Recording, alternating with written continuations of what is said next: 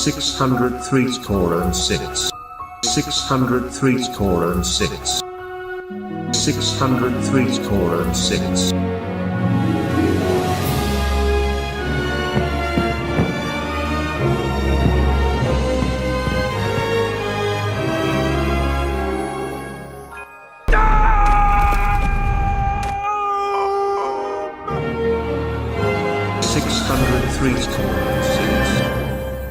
Discovering the truth in a world full of lies is no small task, and not nearly as simple as it may seem.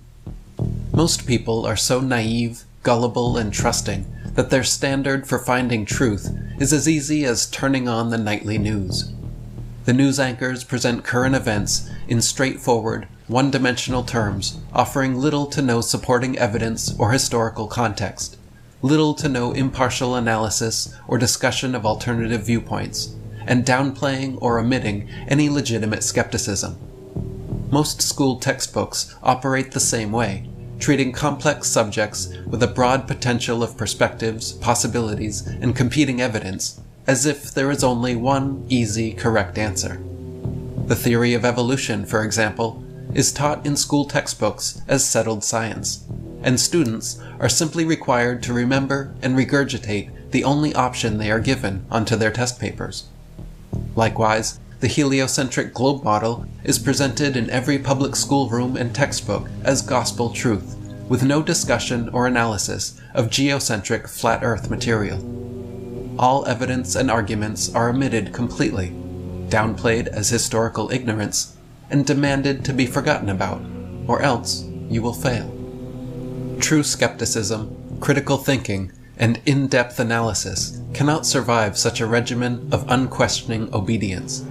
Modern media outlets and school systems present information in such a dumbed-down, one-dimensional, dictatorial fashion that most people no longer even recognize critical thinking as being an intellectual activity. Try presenting alternative evidence or an alternative viewpoint that challenges the mainstream understanding of most any subject, and watch what happens. Rather than being perceived as a keen, astute observer for pointing out problems or inconsistencies in mainstream beliefs, you will more likely be seen as stupid and kooky for using your critical faculties. Rather than being receptive, patient, open, and interested, more often than not, people become unreceptive, impatient, closed off, and uninterested in hearing any information that runs contrary to their preconceived notions. The masses have been trained that intelligence is as easy as memorizing and repeating whatever the current majority consensus is on any given topic. Similarly, they've been trained that skepticism is synonymous with stupidity, and that people who dare question the consensus and present evidence that runs contrary to it must just be morons who didn't get the memo that this subject has been deemed beyond reproach. If you doubt this, just try researching one of the many subjects society has decided are so beyond skepticism that having an opinion contrary to the majority gets you labeled as being a quote-unquote denier, such as vaccines, the Holocaust, COVID, or climate change.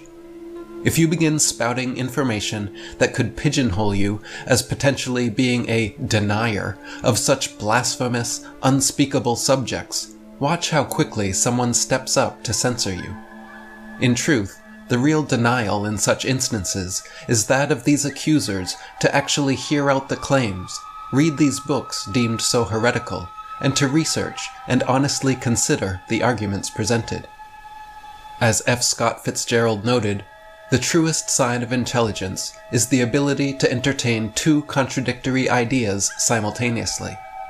Or as Aristotle said, nothing is more challenging than the ability to study, debate, and think through a concept without immediately accepting or rejecting it. This is the logical and necessary first step for anyone genuinely seeking the truth. Like a detective attempting to solve a case, honest investigation into every clue, each piece of evidence, and all possible perspectives must be considered without bias. If you haven't done your due diligence in deeply researching and considering every angle and alternative before closing a case, you may be making a big mistake, believing in some bunk, or accusing innocent people. This means scouring libraries and the internet, reading multiple books and articles, watching documentaries, listening to interviews, attending lectures, and assimilating all the information available on a subject. Defenders of the heliocentric globe theory, for example, will often boast that they have done their due diligence in researching the geocentric flat Earth model, but have never read a single book on the subject. Believers in evolution and creationism alike often fall prey to this same bias. Either they believe creation because of their religion, or believe in evolution because of modern science, but seldom do people really delve deeply into both, giving adequate time, effort, and energy to understanding each before coming to conclusions.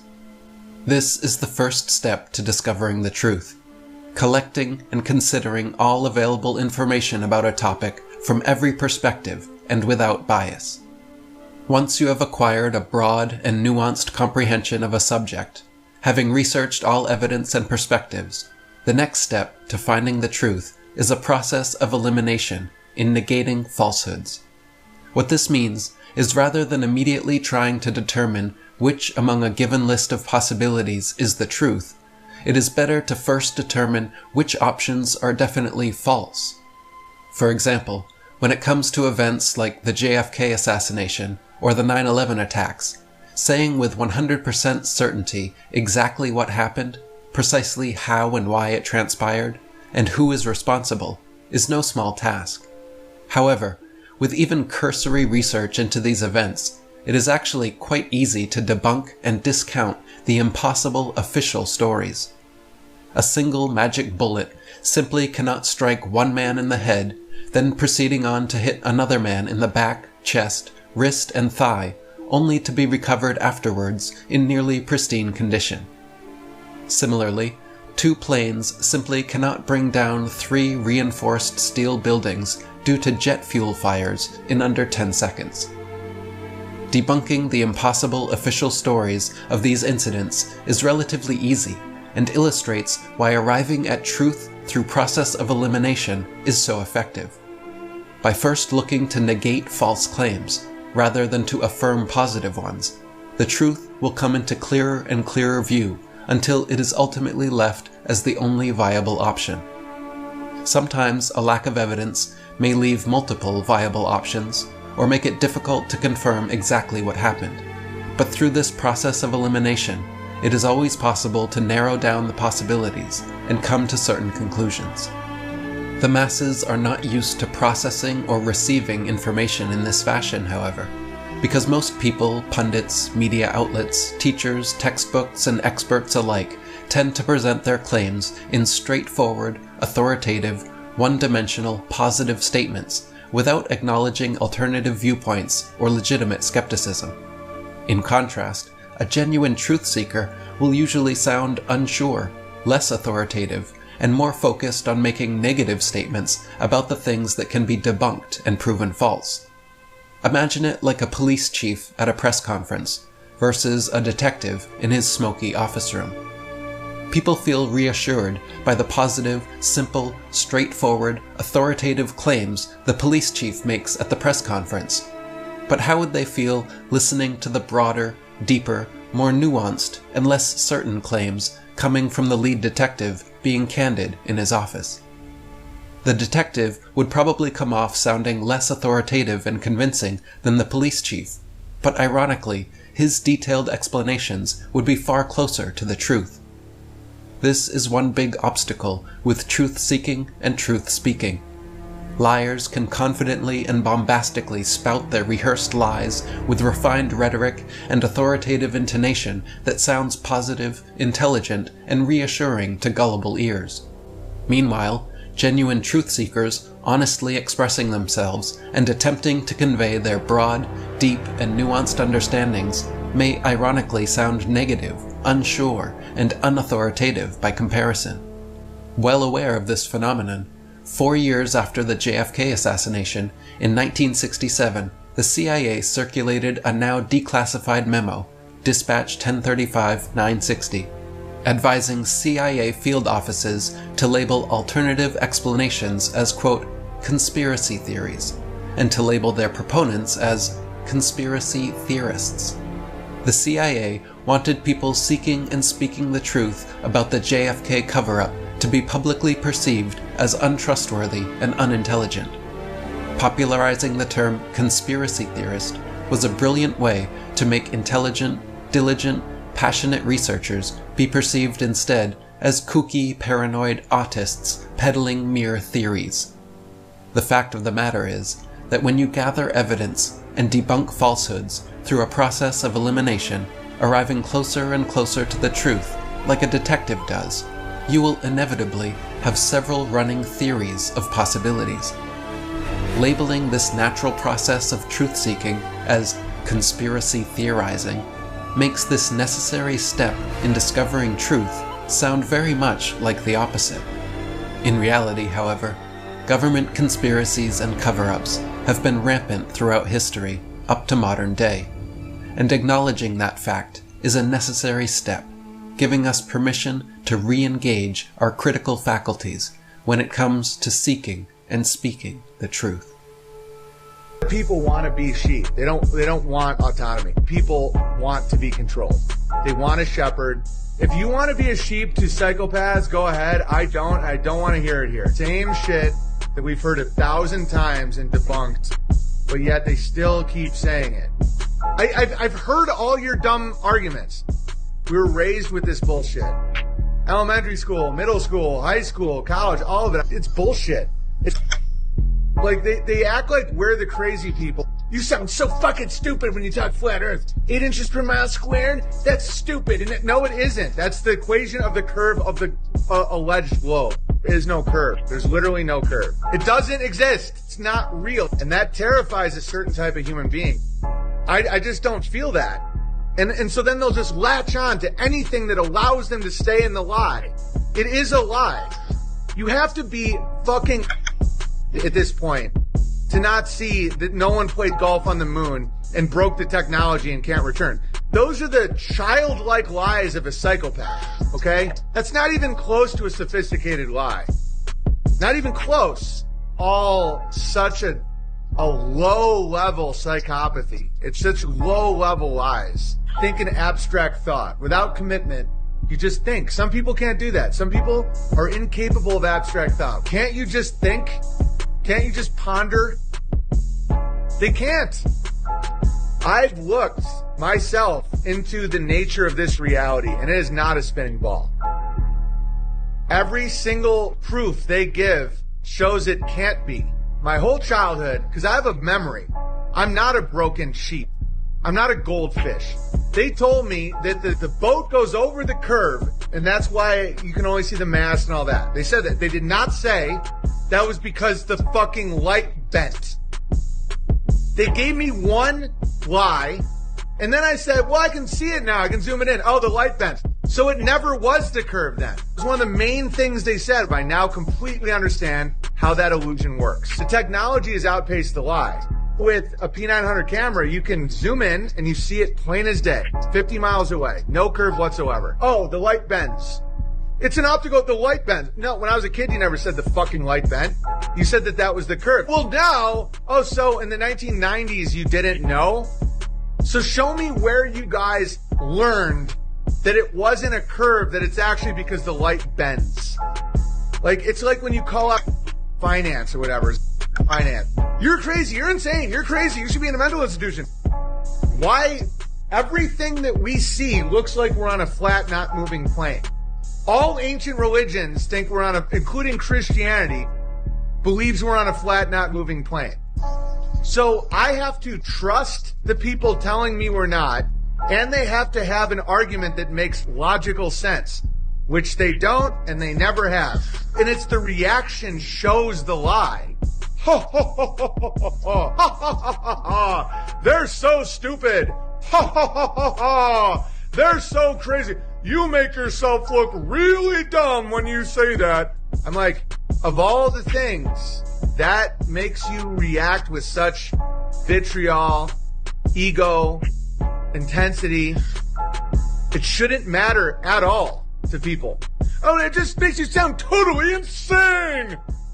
No, that reaction showed me that there's truth to it. What's seen as crazy is just looking around and saying, okay, my eyes tell me this is not a curve. Why wouldn't someone trust their eyes and their ears and their hands and their nose and their mouth and their logic?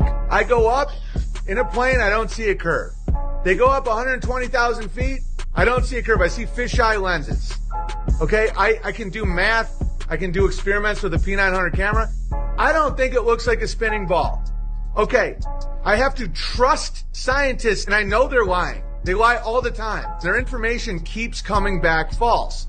Snipers have to factor in the Coriolis effect. No, they don't. I'm friends with a ton of snipers. Most snipers I know are flat earthers. There's nothing in the cockpit that factors in the curve of the Earth. Zero, nothing. But what about satellites? Satellites are bullshit. Why do you lose cell connection in a valley? Well, cell connections from cell towers, not satellites. They triangulated it. If you could make a fucking phone call from the moon in 1969, why do I lose reception on my property based on mountains? Huh? Doesn't make any sense. And the thing is, they can't explain it without just going, well, the satellite beams it down to the tower, and then the tower will broadcast, and then, no, or it's just towers. Why don't more satellites get hit by space junk? The amount of space junk, the amount of just anything in orbit, screws, anything. Any one of those things going 10,000 miles an hour, that's way faster than any bullet. And if it just grazes a satellite, that satellite will need to be repaired. How do you bring it to Earth? How do you crash it to Earth? And you set up another one? How often does that happen? How many times do we have to replace the satellite since the Cold War? None? This is the problem with psychopathic liars. They'll say a lie to sell one thing, to get something, and then they'll sell a contradictory lie to get something else. And then when you, the non-psychopath, says, well, how can those two things exist simultaneously? Like they said that the Earth is surrounded by space junk. That tens of thousands of miles an hour, there's little screws and doodads flying everywhere. Okay, so then how is there the ISS then? I don't think there's one grain of space junk up there because I don't believe in orbits. Do I think that there's things in the sky moving over us? Yes. Yes, I do. They have drones, balloons, huge network up there. But do I think they're going 15,000 miles an hour so they fall with the gravity of the Earth and they stay there for decades without needing any maintenance or running into space junk or any particles and destroying them, and their fragile tech just keeps working and broadcasting things? No, of course not. Not everybody can be a robot polisher. Do you think that in 1969 they landed on the moon and played golf? Do you believe that? Why wouldn't you question more of the things they said? Why would you believe anything else they say? Especially when you can identify gaslighting.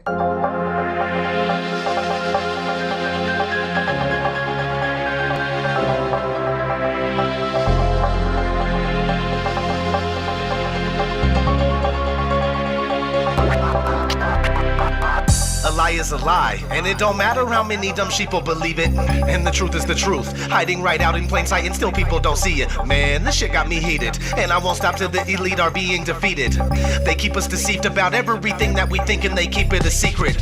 What we're taught is not conducive with reality. Big bang, evolution, and there's gravity. I tell the truth, and then these motherfuckers laugh at me, telling me the earth is Photoshop because it has to be. Most people accept the deception happily, but what they're doing to us all is a tragedy. God created the heavens and the earth in a verse, but we're living in a galaxy.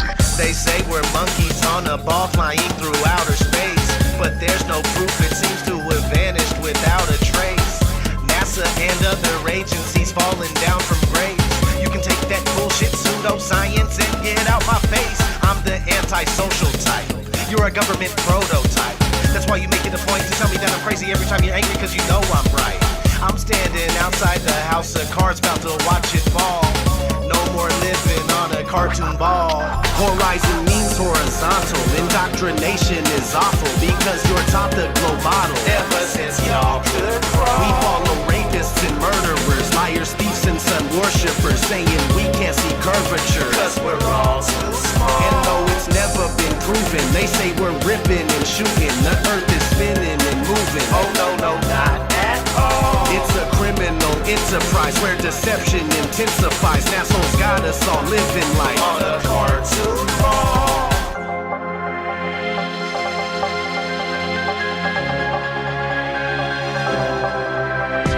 say that we went to the moon 6 times, but pure BS is the way that smelled. Now they're telling us that we can't even leave the planet because of the Van Allen radiation belt.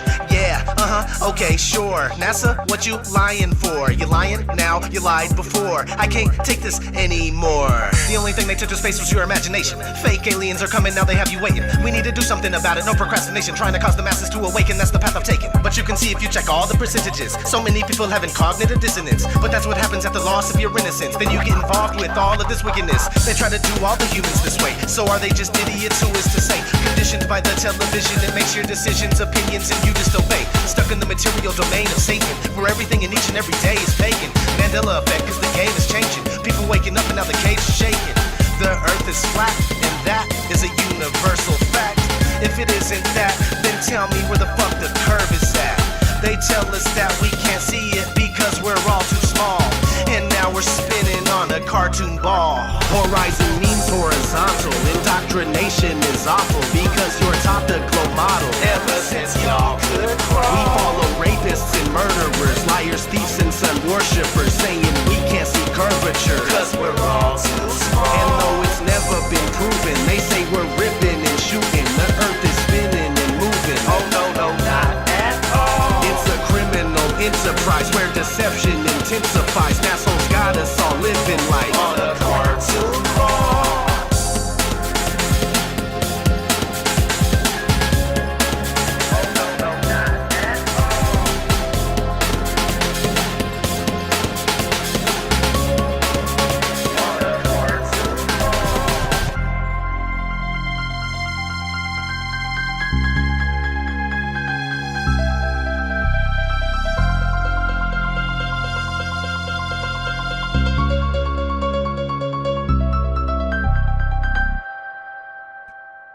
This world is not what you think it is.